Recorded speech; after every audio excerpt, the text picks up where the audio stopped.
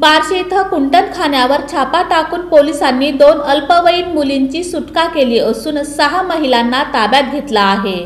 बार्शी शहरात चालवण्यात येत असलेल्या कुंटलखान्यावर पोलिसांच्या पथकानं छापा टाकून कुंटलखान्यामधील 2 अल्पवयीन मुलींची सुटका केली आहे। पुण्यातील एका सामाजिक संस्थेस येथील कुंटलखान्याची माहिती मिळाल्यानंतर त्यांनी केलेल्या तक्रारीनंतर पोलिसांनी ही कारवाई केली आहे। की त्या ठिकाणी एक बायडाबाई लखपती नावाची महिला आहे, तर तिने या 2 परराज्यातून अल्पवयीन मुलींना या ठिकाणी व्यवसायासाठी आणलेलं होतं। पोलीस ठाण्यात येऊन त्यांच्यावरती बायडाबाई लखपती यांच्यावरती या ठिकाणी पिटा कायदा कलम 345 त्याचबरोबर IPCच्या 370 कलमान्वये गुन्हा दाखल करण्यात आलेला आहे।